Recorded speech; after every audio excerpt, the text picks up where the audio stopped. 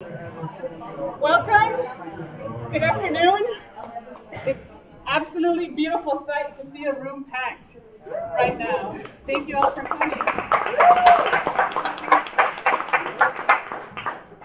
We're gonna keep having folks filter in and hopefully not get fire department anywhere near us as we engage in this awesome space for the next about hour and a half.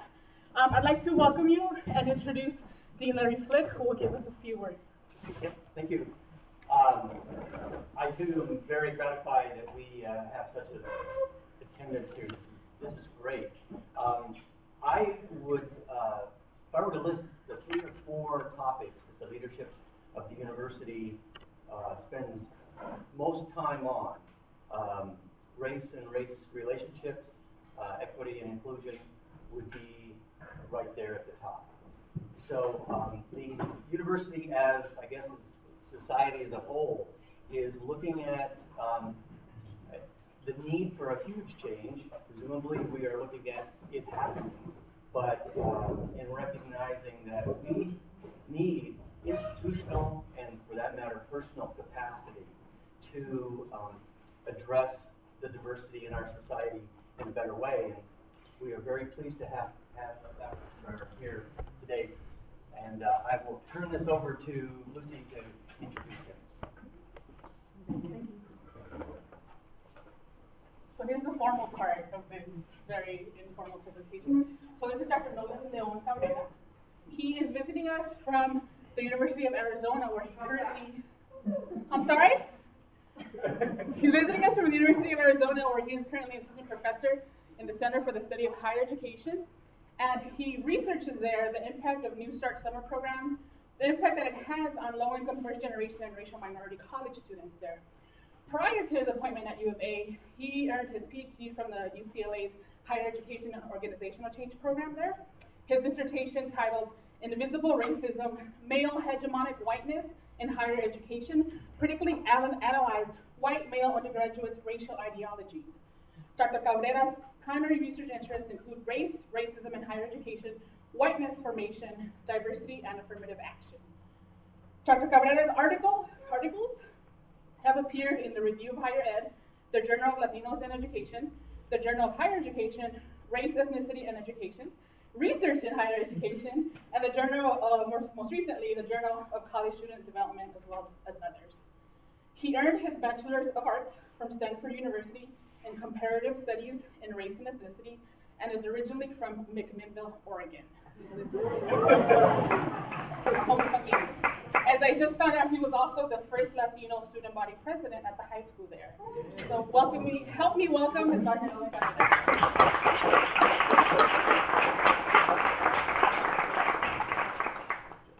Well, thank you so much for having me here. This is wow. I'm looking around the room and I can almost say, wow, this is awesome. Having so many people packed in here on a Thursday afternoon, bright-eyed and bushy-tailed. I expected sort of that 2:30 feeling of, and I'm like, yeah, all right, we're gonna have a great time. We're gonna hopefully have throw a lot of thought-provoking thoughts around, have a lot of engagement. But first of all, I do want to say thank you to everybody who made this possible. Obviously, the sponsorship of the College of Education and the Difference, Power, and Discrimination Program at Oregon State. And then where's the fearsome foursome? So Adam, Lucy, Nana, where did Felicia go? Oh, there she is. And they were instrumental in putting this together, organizing it so that all I had to do was show up here, have my presentation ready, and here we're ready to go. But as they said, it's not just a homecoming for me coming back to the valleys. I live down in Arizona, but I mean, my dad is a graduate of Oregon State University. I was going to Oregon State games before probably a lot of you were born. And so it really is, and you brought the beautiful weather. Yeah, and in a weird way, being in the desert, I'm like, okay, this is really cool. I know you all are like, I'm so tired of this, give me some sunshine, but I'm like, oh, it's been sunny, it's 60, it's 70. Anyway, but you didn't come here to hear me wax nostalgic about being from the valley. What we're going to talk about, some race, whiteness, and its relationship to education. And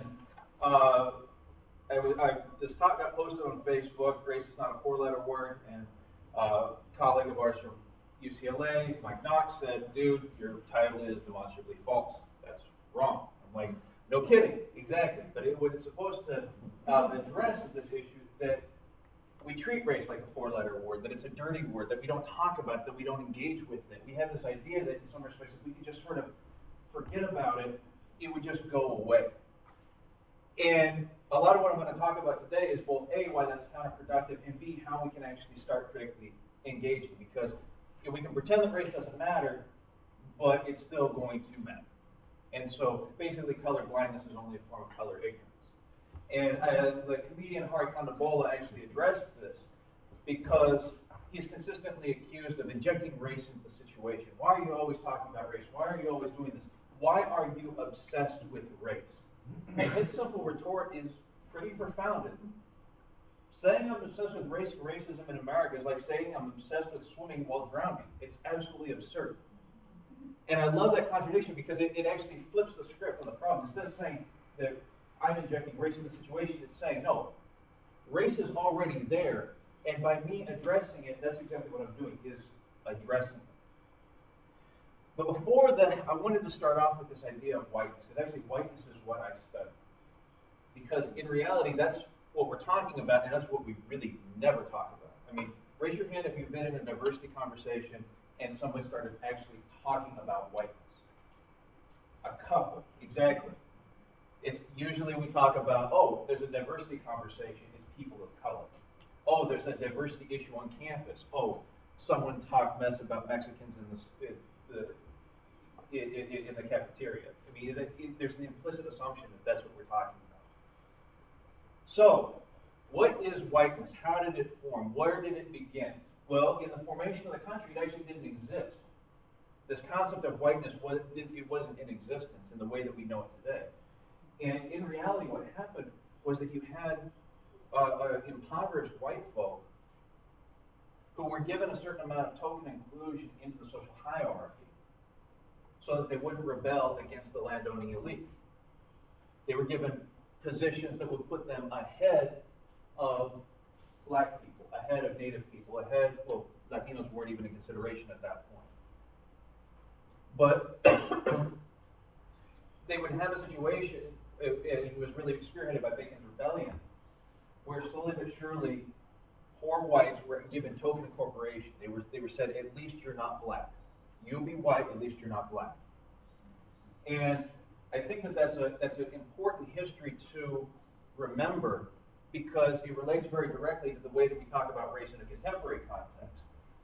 Oh, and by the way, if I do use a lot of pop culture references. Please don't interpret that to mean that I wholeheartedly endorse everything that this person has said in their entire life. I understand Richard Pryor is a very problematic comedian, but he still said some pretty profound things in the process. Okay, so just keep that as a footnote in the back of your head. If you're like, dude, that guy said some messed up things. I know he said messed up things. So when we have racial conversations, I always hear this nonsensical false equivalency that poor white trash is the equivalent of saying the N-word. It's not. For the precise reason that the N-word, and I feel obliged to say it as the N-word, not to sort of take the sting out of it, but because as a Latino man, I can't know the sting of that word. I can't fundamentally know what that's like. I can't know the dehumanization that occurs as a result of being targeted by that word. And so as a consequence, I have really no right to explore or play with it. That's not my positionality to do. But the reason why these are not synonymous terminologies or moral equivalent terminologies is that poor white trash means you did not live up to the expectation of your whiteness. You did not rise to the level of society that you should have given your racial social standing. The N-word is intentionally meant to dehumanize, to say you are not a person. And that's where Richard Pryor came in. He said if you get in a fight with another man and stuff, he didn't say stuff, gets rough, and he ends up calling you the N-word. And then you're like, oh, shoot, fudge. He says, now I ain't a man no more. And that's the essence of it. Now I ain't no man no more. I'm not a person. You're not talking to a person. Now don't get it twisted. I don't want, I don't want it to show up in the Daily Barometer tomorrow. University of Arizona professor says it's okay to say poor white trash. No. That's not what, don't get twisted, that's not what I'm saying. What I'm saying is that the way we colloquially talk about this is that, oh yeah, this slur is this and this slur is that, and they're all equivalent. I'm saying absolutely not. Larry Wilmore had a great bit on that in the Daily Show, where Jon Stewart said, hey, is it all right for white people to use the N-word? No. He's like, could you expand on that? Maybe give a longer answer? Sure. No! And so I think that, that we need to keep that in mind, that in many respects when we talk about race, we tend to try to forget that the past ever happened. And in many respects, that's what I'm trying to remind us today, that we can't really engage the present and create the future if we don't actually engage that past. So, back to the formation of whiteness.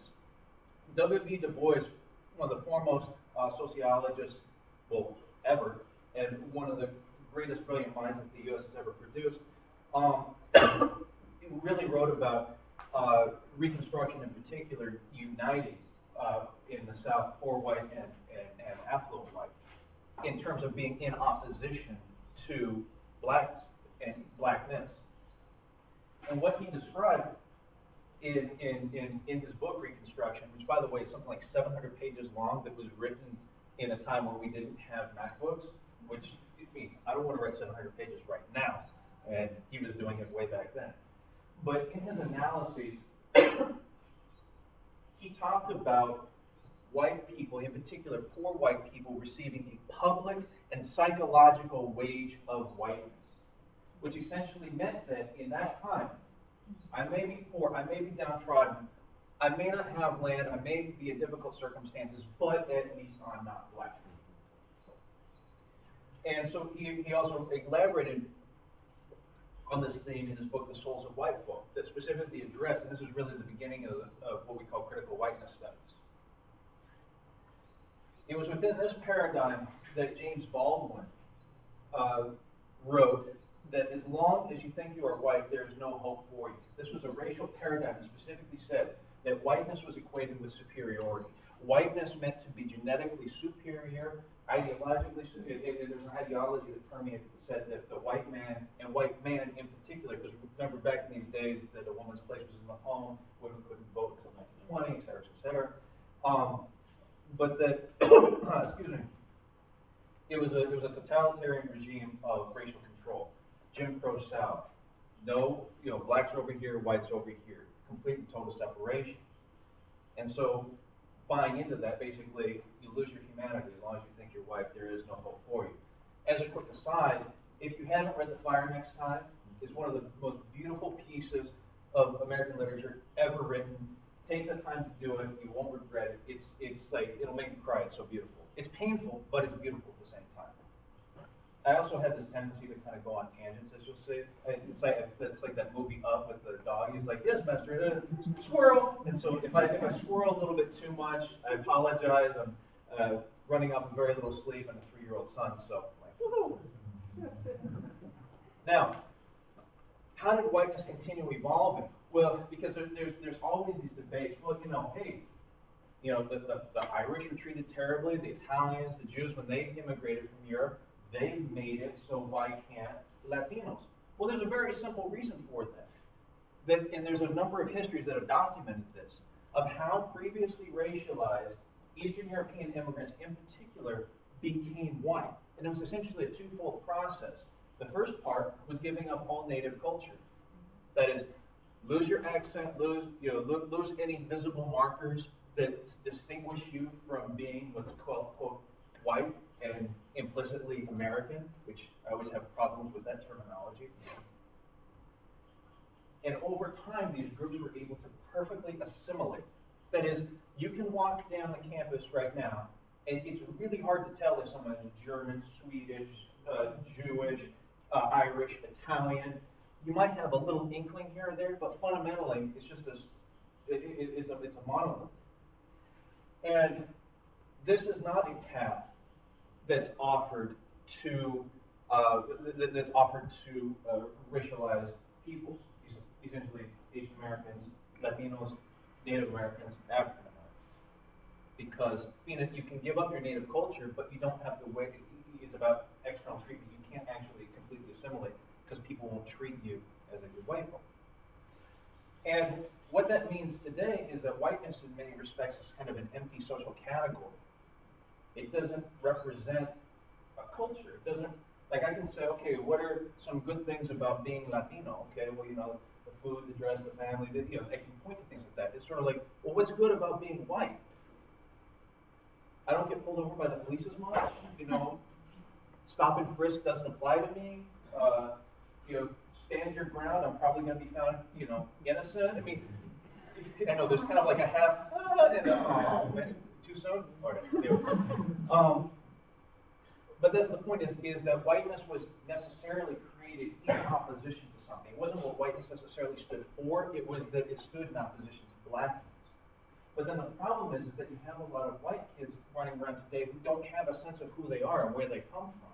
They don't have a sense of their native culture because, in many respects, their ancestors made a Faustian bargain that said, okay, cool, in the terms of the promise of climbing the social ladder, I'm going to give up part of who I am, part of my culture. And what that manifested in a lot of contemporary ways is white people turning to interpretations of native ceremony in drum circles, which drives me nuts.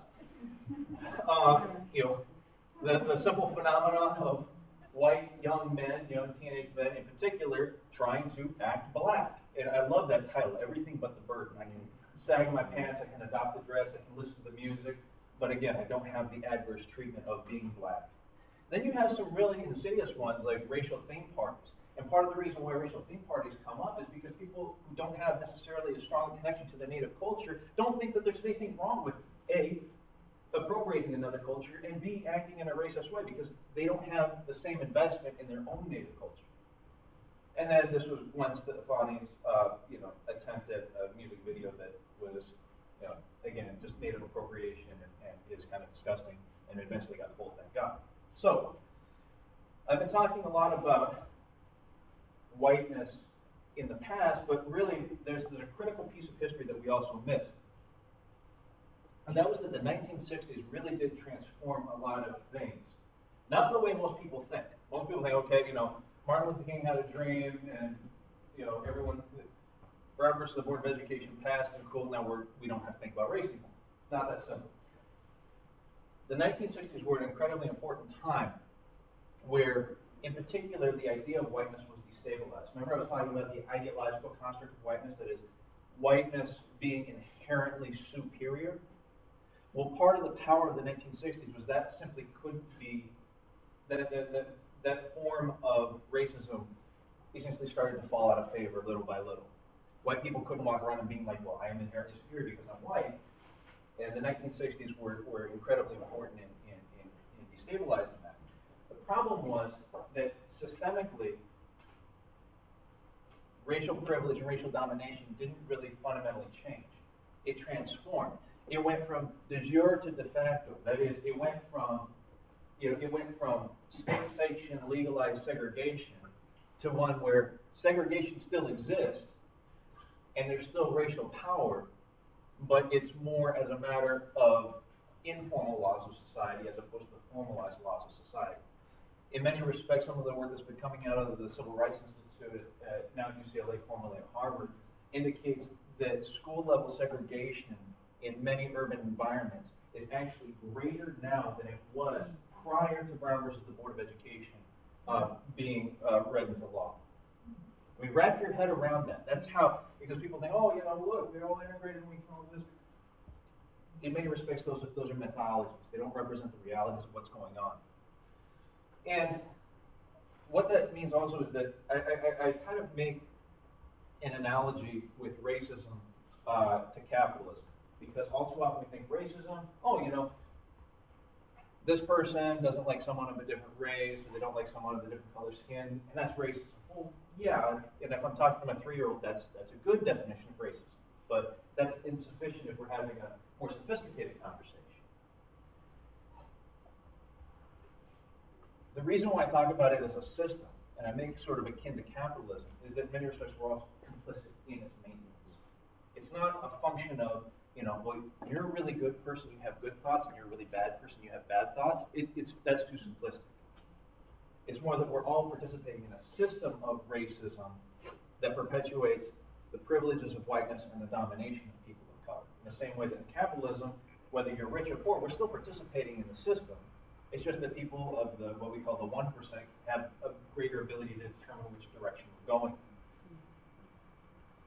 So, really what fundamentally happened in the 60s was that whiteness was re-articulated from socially explicitly dominant to socially normal. And what do I mean by that? So, what month are we in? Thank you very much. Wow, you jumped ahead. I was actually going to have to go February, then Black History Month. All right, you get a little smiley face. Black History Month. And why would we need Black History Month? Because black folk were written out of the history books. They've been written out of the history books. And one little checkbox in a history book that has Martin Luther King, then, you know, Rosa Parks sat in a bus, wouldn't give up her seat on a bus, that is not meaningful inclusion. And so, really what we're talking about is not that February is Black History Month, it's that March, April, May, June, those are white history months. But we don't talk about it like that. It's an invisible, it's normal. That's just history. We talk about ethnic studies, women's studies, LGBTQ studies. But that means that the regular studies, regular history, doesn't incorporate these viewpoints in its normal canon. And so we have this weird way of twisting our language to actually intentionally to misrepresent what we're talking about. We're talking about history. No, if we were actually being accurate, we call it exclusionary history. Wealthy, landowning, heterosexual male history. But if we're being accurate with it. And then the ones that are actually inclusive of the views of women and the poor and racial minorities and the LGBTQ community, that would be considered history. But you see how we twist it just based on that assumption of whiteness and its normality. Another example, and again, just because I put someone up here doesn't mean I wholeheartedly endorse their views. I just thought this was an interesting comment. Comedian Daniel Tosh said, hey, you ever notice when someone says this neighborhood is really safe, they mean it's really segregated? And when he did that, there was just like crickets in the audience. He said, did that cut too close to home, Orange County? But it's again the same way that in many respects we euphemistically talk about race, but we're not actually talking about race. Like we don't actually say, and it gets back to the Hari Kondabolu point where it's like, no, I'm not injecting race in the situation. It's already there. We just have to uncover the way that we're already talking about it. And so really what happened, and again, I just like pop culture references, and you can go with me or not, but really what I like about this concept is it kind of accurately describes racism contemporarily. And that was from The Usual Suspects, and I can see by the age in this room, a lot of you are like, huh? But Kevin Spacey, before he was on House of Cards, played Kaiser Soze or played Verbal Kent, whichever one you want to do. And he said the greatest trick the devil ever pulled was convincing the world he didn't exist.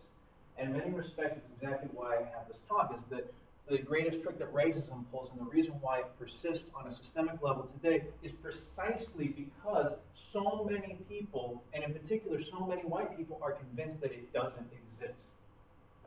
And not only are they so convinced that racism doesn't exist, they will actually challenge people of color who say that racism exists, that they are misperceiving the world.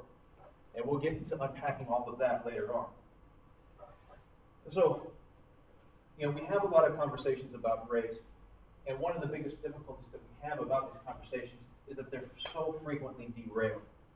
And so often they're derailed because we don't remember, I keep coming back to history, but we don't remember Dr. King. Or let me put it a different way.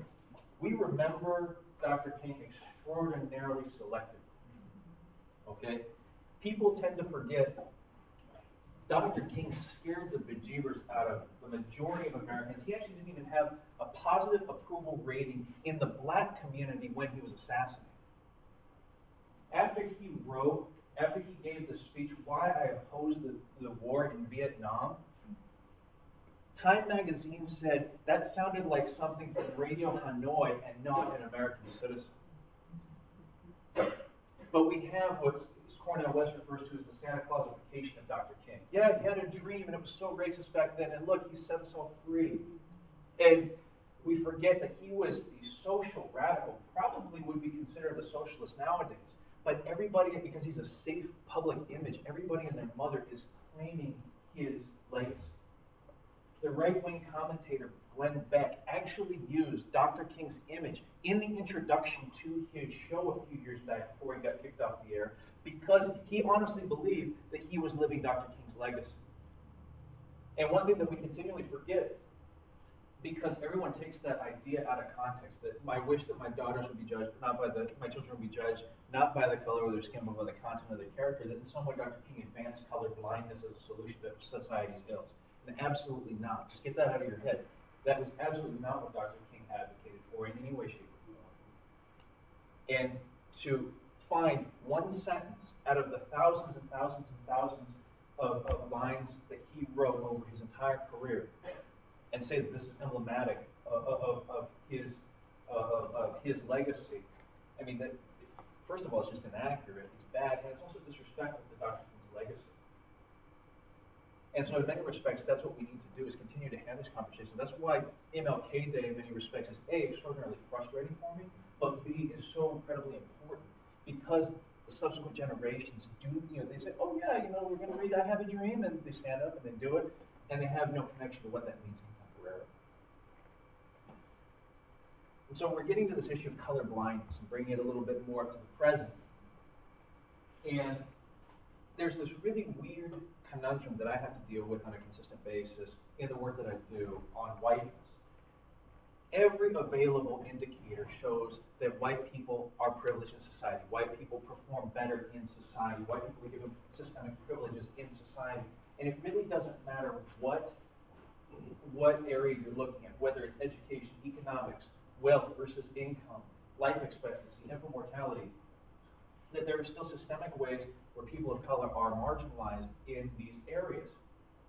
So then, how do you reconcile that empirical reality on the one hand with the empirical reality that Norton and Summers determined on the other hand, that says that as a whole right now, white people believe that anti-white racial discrimination is actually more prevalent than anti-black. It's a more pressing social issue.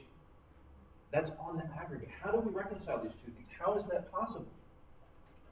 How can it be? How can a personal viewpoint be so far divorced from what's just a reality of everyday life, everyday existence? Well, in many respects, it does get to that issue of color blindness, and it becomes a matter of perception and misperception. That is, this is sort of the visual of the way that society is structured. There are privileges associated with being white, which both elevate white people and depress the opportunities of people of color. However, color blindness sets this in a different way. It says, no, really, racism is just a few fringe members of the KKK that really doesn't represent society. There's really not that much racism, so we're all pretty much on equal footing. Then, when there's a race-conscious social policy, which tend to be very modest, like people tend to forget that affirmative action was a compromise between left and right. It wasn't this radical leftist agenda that it's portrayed as right now. It was very much like, no, let's kind of try to find a middle ground where left and right can agree, or at least not kill each other, and we'll push that forward. But now, because we're so far removed from that history, now when you have a very modest proposal like affirmative action, the gains of people of color become framed as the marginalization of white people. And again, part of that is the normality of whiteness. You start from the, oh yeah, we're just normal, we're all people, we're all on equal footing, not taking into account the systemic and inequitable social relations. Then when one group advances, you're like, oh my God, I'm getting hurt in the process. And then that really took hold when we had a black, technically biracial man as president, and things have kind of broken loose on that. So, in some of the work that I do, in some ways I don't actually know how to make sense out of all of this, but I still need to document it. And this was one of the students who I interviewed for my dissertation research. And so I asked him about affirmative action, was completely opposed to it. And I asked him why.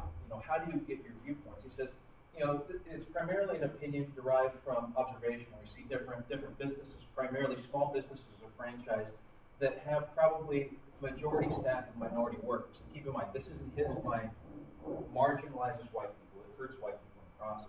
I said, can you give me a good example? He said, yeah, there's a local Burger King, which appears primarily staffed by Latinos. I haven't yet seen, to my knowledge, but one white person there. But maybe there's somewhere I can't see. This is I'm giving like cross eyes and smacked foreheads, but this is really what he believed, that affirmative action is bad for white people. It hurts white people. It's the same as reverse racism, reverse discrimination. Yet, his example is there's a local Burger King that only hires Latinos. And again, it gets that issue of perception and misperception. Like he's so embedded in his idea that racism doesn't exist, except for the part that it marginalizes white people, that he refuses to see, well, maybe it's because Burger King only hires low-income people, and there's systemic inequalities, which make it so that Latinos are on the lower rung of that spectrum. No, it was that a group of Latinos working at Burger King hurts white people. And my eyes rolled back in my head, and I had to keep going on the conversation. So, a lot of this talk, though, focuses on whiteness and white privilege. And I wanted to unpack that term for a second, because I use it, but I also find it problematic. How many of you have either read or heard of Peggy McIntosh's Invisible Net? Okay, yeah, it's a good primer, jumping off point. Racism 101. It's okay. But one thing that I started finding when I was when I both engage in these conversations as well as when I look into the term, is that the term privilege itself tends to derail racial conversations very quickly. And the simple example is, well, are you saying that the kids of Michael Jordan are not privileged relative to a white kid from Appalachia? I mean, it's like the most hackneyed response that I receive all the time, but it's very real. And first of all, it's an apples to oranges comparison. It doesn't make sense. It'd be, no, is a kid in a housing project on the east side of Chicago who's black privileged relative to the kid from Appalachia? That's a comparison, first of all. That aside, the term privilege does tend to imply a semi-charmed life, that I have it easy. And whether privilege is a very literal definition means that colloquially, in many respects, that's what it's taken to be. And so first of all, the term is frequently misapplied in that sense, and instead of actually being a method of engagement, is one that actually shuts the conversation down that it's supposed to start. Second of all, if we start looking at Peggy McIntosh's list, it gets back to what I said about what defines whiteness, that is, not being black. I am not followed through a store because people suspect me of shoplifting. I don't have people challenge my perceptions of my intelligence because of the color of my skin. It was all of these things that didn't happen to her as a function of being white. And so in many respects, I like the term immunity, white immunity, because really what she's talking about is sort of a basic standard of humane treatment of all people, that all people should be at, that people of color are, it's not that white people are so much elevated, but people of color are depressed and not allowed access to that on a systemic level. Now, I will say that because privilege, there's so many hands came up, obviously we can continue talking about that because it's out there colloquially, people know what that term means. But pedagogically, one thing that I use is I always like to have white immunity in my back pocket as a supplement to white privilege. So just a thought, we'll move on. So other manifestations of racism, because again, no one thinks of themselves as a racist, right? There's a very simple formulation that people agree. To be a racist is a bad thing. I am a good person, ergo, I am not a racist. Therefore, I could not have said a racist thing because only racist people say racist things. I am a good. You can see how there's sort of a cyclical logic in there. So in some of the people who I've interviewed, Um, I asked about examples of racism on campus. I would ask, in particular, white men where they saw examples of racism on campus. And so a lot of them said it was in joking, which already discursively downplays the relevance of racism. Because, hey, it's just a joke. It doesn't really matter. But I found a really interesting pattern of behavior that they were engaging in. And so, first of all, you have up at the top, evidence of racism here on campus. People have noticed say the N-word lightheartedly and like in a joking manner, ha ha. Okay, so already my alarm bells are going on. So, okay, knowing this history and knowing that you're white, knowing all this stuff, this is not exactly completely kosher. And so let's unpack this a little bit. And so I started asking the students, well, do you tell these jokes? Does this joking occur in front of minority groups? And I was stunned because the guys who I talked to actually said, no, it usually doesn't. Racial jokes, they probably happen more without racial groups present. I don't know why. I think when it happens, it's done with a certain level of confidence that it won't be misconstrued. That is, that among their primarily white racial friendship groups, that they could joke around racially and it wouldn't quote unquote be misconstrued. So then I would ask the obvious question, well, why would it be misconstrued? Why do you think that it would be misconstrued? What could possibly happen? And so they started thinking, they consistently gave me this ideology that essentially racial minorities are overly sensitive on issues of race. And one of them made the analogy to the playing the slug bug game.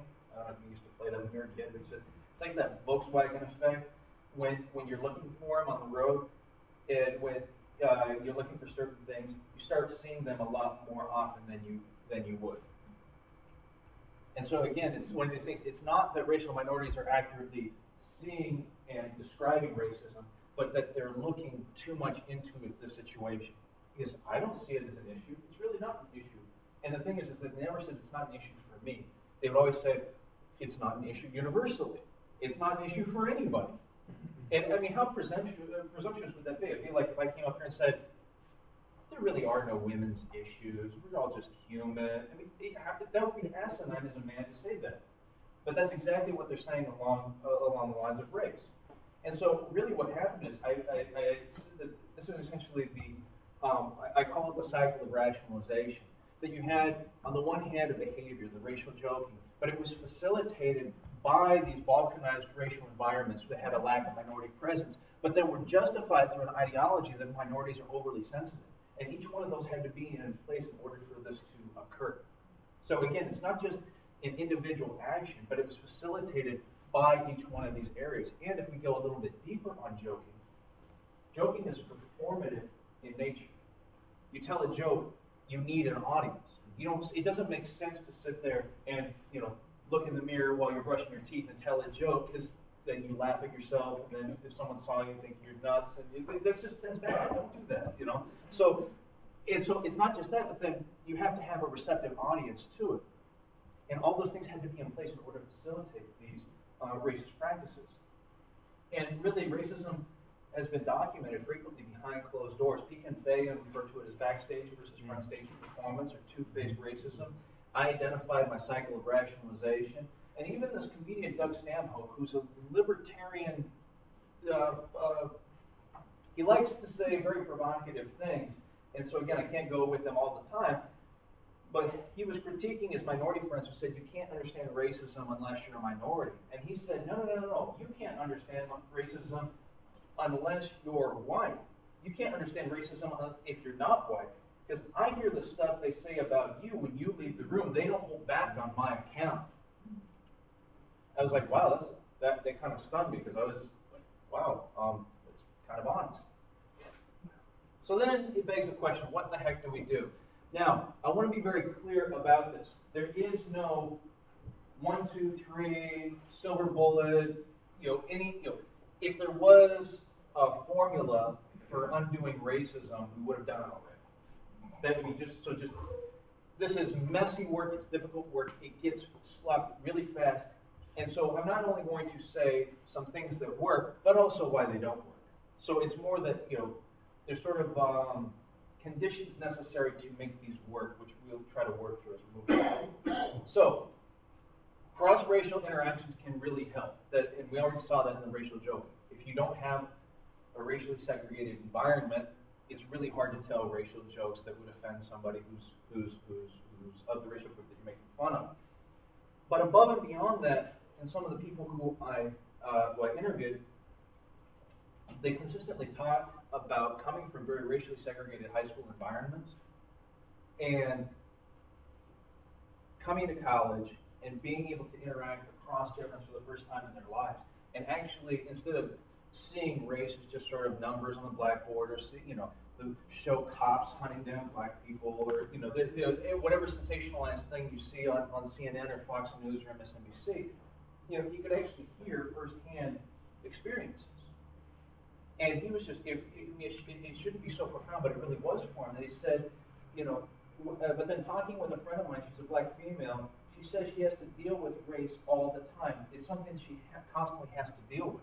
And basically, he had sort of this moment of cognitive dissonance where he had to say, wow, either on the one hand, she's completely misunderstanding and misperceiving the world, or my own existence has led me to a false belief about society, and I need to start self-interrogating a little. Now, does this mean every cross-racial interaction is going to come like this? No. But what I'm saying is that in reality, what a lot of these are going to have in common is putting a human face on racism. And that's really, in part, what she's doing here. She's saying it's not just this abstract concept, it's a very, very real thing in my life. And it's a very real thing in your life, you're just not aware of it. Now, some of the problems that arise from that. First of all, one of the biggest interpersonal forms of racism that still occurs is this thing called the microaggression. It's the subtle, frequently unconscious slights that have no intentional racial animus associated with them, but are nonetheless still very relevant. And they continually remind you of where your place is on the social hierarchy. A very simple one that I continually received when I was in high school here back in the late 90s was, you can't be Mexican, you're too smart. So you just sort of unpack that in its entirety, I'm like, huh. So either I have to choose between my Chicano roots or being student body president, because I can't be both in your myopic viewpoint of what it means to be Latino. But again, no racial animus, very unconscious. The people weren't sitting there trying to say, well, you dang N-word. It was just the way that these are manifest. And why these are so insidious is that they have a cumulative impact. It's not just that I heard that one time. You hear that consistently over and over and over and over again. And not only does that depress academic achievement, it increases depression, decreases life expectancy from our friends over in public health. So, these are not just these innocuous, basically, I hear this nonsense, well, sticks and stones may break my bones. If anybody is subject to this kind of detrimental treatment on a systemic level, they will suffer adverse effects.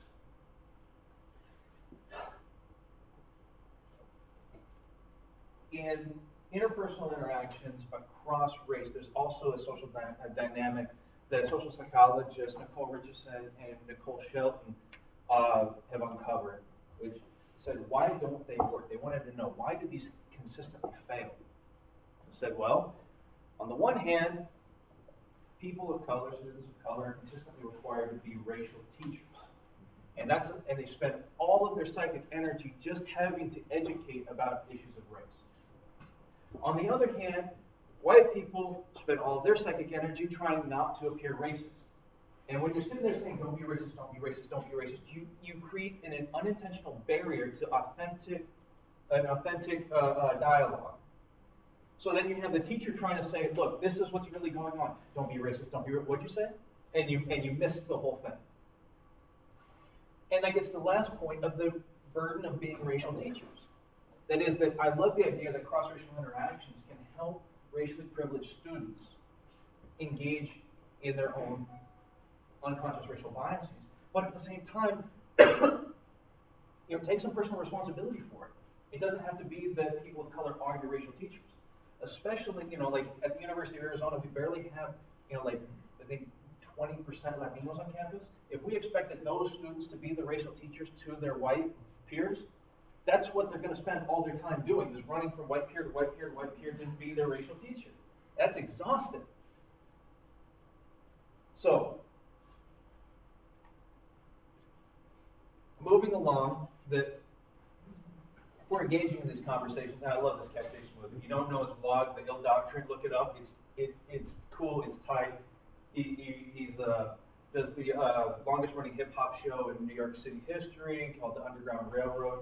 He's a self-described hip hop head and nerd, and he just I love his work. And so he had probably his most famous work was called How to Tell People They Sound Racist. Because if you're engaging in these conversations, again, people don't think that they're being racist, so you're going to actually need to call them on it at some point. And what he says is that you need to differentiate between action versus the person. If I come at you and say, man, you're a racist, immediately it becomes, well, how do you know what's in my heart? And how can you possibly see it? And I had no intention of doing that, and you have no business of saying my business is that. Instead, he says, focus on the action, what you said, what you did. This thing in isolation we just saw here, that was racist. And holding each other accountable for that. Because it doesn't necessarily mean that you're a bad person, it just means you made a mistake. And there's a huge issue with that, is that for whatever reason, when we have these racial dialogues, that people don't feel that they can make a mistake. And so, I'm always reminded of the words of Bell Hooks, that for me, forgiveness and compassion are always linked. How do you hold people accountable for wrongdoing, and yet at the same time remain in touch with their humanity enough to believe in their capacity to be transformed? And in many respects, that's sort of what Jason Smith is talking about, in the sense of, you did this one bad thing. Let's work on that. It's holding the potential for them to correct in the future, to hold that, to actually regret having done it so you don't do it in the future. And at the same time, I'm reminded very much of Maya Angelou, in the sense of that she talks very deeply about the issue of courage. And she says that courage is the most important of all the virtues, because without courage you can't practice the other virtues on a consistent basis. And that gets back to the issues that I was talking about with the racial joking, in the sense that in many respects, the students who I was talking to, even if they kind of hinted that, yeah, this is kind of racist, they never had the courage to speak up and do anything about it. Well, I just really, it was, we're having a good time, we're having some drinks, it wasn't really that big of a deal. Well, if it wasn't that big of a deal, then A, you would have been telling these jokes in front of people of color, number one. And number two, it is a lack of courage that's really being displayed. And that's, in many respects, to engage in these dialogues is precisely what's needed. At the same time, I'm really reminded of Audre Lorde, where she said, in the Litany for Survival, and when we speak, we are afraid, our words will not be heard nor welcome, but when we are silent, we're still afraid. But basically, on either way, we're still afraid. Now, the last part, she's usually talking about oppressed communities, and so the last part doesn't necessarily apply, because she talked about, so it's better to speak remembering we're never meant to survive.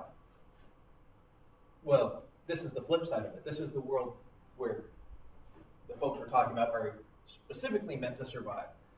But at the same time, it doesn't mean that they're not experiencing fear and a lack of courage in the situations, and that's precisely why it's so important that those people who have access to the backstage performance, those people who are engaged in the cycle of rationalization, and those people who do have the ability to disrupt, have a moral responsibility to do precisely that.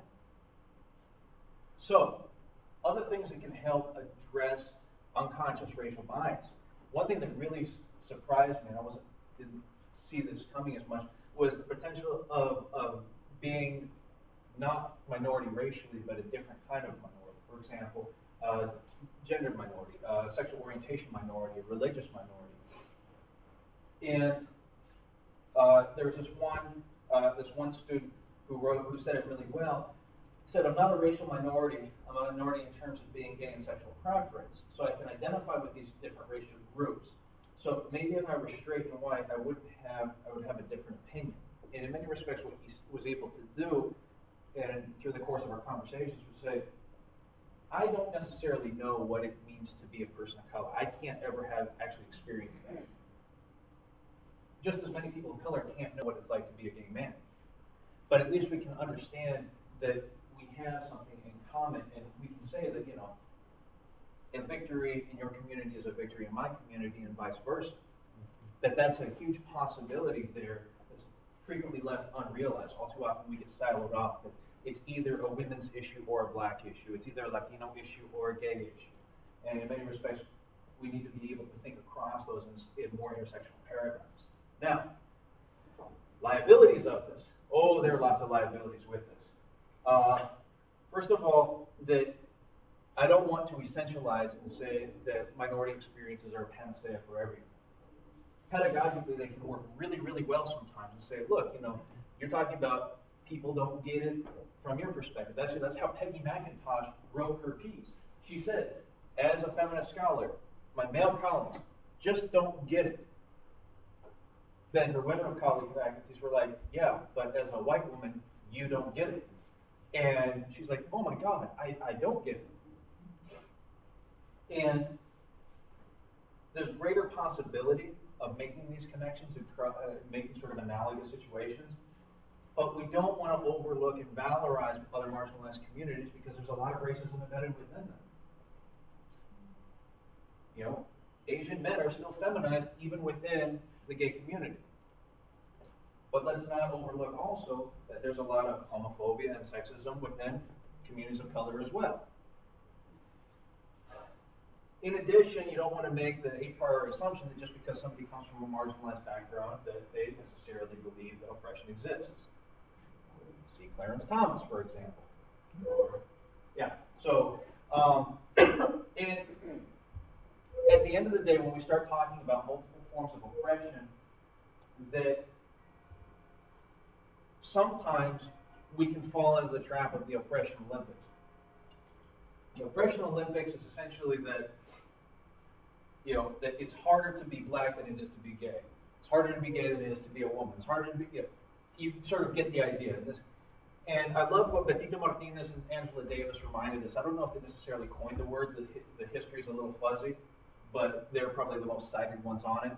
But just keep in mind, there is no gold medal for winning the oppression Olympics. It doesn't exist. So, and actually, in many respects, when we play the oppression Olympics, there are only losers in the room. So just keep that in the back of your mind. Moving to curriculum and pedagogy. And this is one of the biggest areas because we can sanction it as institutions of higher education. We can engage in interrogative practice of students. And in many respects, it's one of the areas that we have the most control over.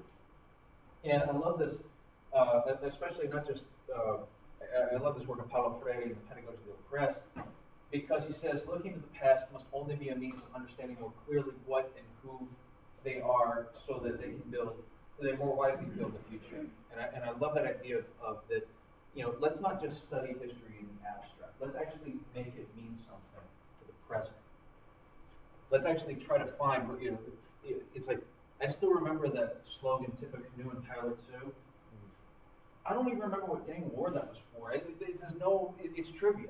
You know, let's understand the past so that we can build a better future.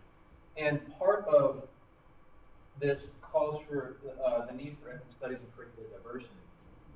And Ronald Takaki wrote directly about this in his classic book, A Different Mirror, where he said, what happens when, to borrow from the words of Adrienne Rich, when someone with the authority of a teacher describes our society and you're not in it. Such an experience can be disorienting, a moment of psychic disequilibrium, as if you looked into a mirror and saw nothing. And that's one of the critical reasons why it's so important to uncover what's in curriculum. That is that, you know, and it's not just specific to history. You know, in higher ed, you know, the seminal books are written by Ernie Pascarella, Vince Tinto, Pat Teranzini, and Sandy Aston. Yeah, they're all 4 white guys, and they're all based on empirical studies of largely white, middle-class male groups. But we just call that higher ed canon. We don't call that the white higher ed canon. It still made some amazing advancements, and I don't want to throw the baby out with the bathwater. But at the same time, we need to realize that part of the reason why that is in existence is precisely because of male privilege, racial privilege, white privilege, et cetera, et cetera, et cetera. And there is a need, as Ronald Takaki talks about, to provide different mirrors in this process. However, not all diversity is created equally, because we have the possibility of doing sort of tokenizing diversity. Heroes and holidays, foods and fiestas. Hey, Cinco de Mayo came up and we celebrated Mexican Independence Day. Oh wait, it's not Mexican Independence Day. And thinking that we're being meaningfully inclusive. That's not it. One of the students who I talked to said, this one professor, it wasn't even in the course content, but just in his approach, that he would take these abstract numbers, but then make it very real on a concrete level in class. How does this affect this person right here, this group of people right here? And he said he would affirm the dignity of people who we might think of were lesser because they would live in substandard conditions. And that gets back exactly to what I was talking about interpersonal interactions, that fundamentally what we're talking about, interacting as a person, interacting pedagogically, is a humanizing pedagogy. It's too easy to say that race is this problem out there. It's how are we going to collectively deal with it as a human community? And don't misconstrue it and say, well, human, we're all human, and yeah, I get that, okay? But these differences matter. This also gets back to Jay Smooth, part 2, where he did his one vlog on how you tell people it's not racist. And then he got a lot of feedback where he said, but gosh, I tried it and it didn't quite work. So he did a TED Talk where he talked about how to racially listen. And we don't talk about that very much. We talk about dialogue, which always says, oh, well, I'm talking, you're talking. But we don't actually talk very much about how we listen or don't listen to each other. And I like the metaphors that he uses, because he says that all too often when it comes to issues of race, we have a tonsil model. It's like, well, no, I had my racism removed in 2005. I watched Crash, and we're all good. Hey. And he says, instead what we need to do is reconceptualize of race and anti-racism in particular as a social practice, more akin to a dental hygiene model. That may sound silly, but his metaphor makes sense in that you wouldn't walk up to somebody and then say, oh, hey man, you got something stuck in your teeth. And all of a sudden, you're like, but I'm a clean person, and I have good hygiene. How could I possibly have something stuck in my teeth? And he made the case that with respect to race, we have this weird discursive way of, if you're not batting 1,000, you're batting 0. If I did something racist, I must be a racist, and go all the way to that end. It's like, no. Again, in many respects, this is a humanizing pedagogy. That means that your friend had the courage to overcome the social obstacles to actually telling you that you did something racist, respects you enough as a person to do that, and thinks that you have the potential to grow as a person as a result of it, that is actually one of the greatest expressions of humanity that could be in existence, instead of taking it as a personal affront. And so what he says is that, we just need to listen more carefully when someone says that we have something racist stuck in our teeth. So just take that for what it is. So this speaks very much to the importance of allyship, speaking up, and taking action. But first and foremost, I always start with disrupting personal ignorance. And I don't mean running out, reading The Invention of the White Race, and saying, okay, I am here, I know. Actually, what I mean by disrupting personal ignorance is actually engaging in the process of figuring out how much you don't know. Because the second that you say, oh, I'm an expert, is the second that you're probably going to start failing again. I love the way that one of my old professors used to frame it. He says, the expert is just the person who's a little less ignorant than everybody else. It's important to generate social criticism, especially if you are of a privileged group. You have a greater moral responsibility because you have access, and you also have greater systemic privileges, which also means you have greater possibility of changing systemic realities.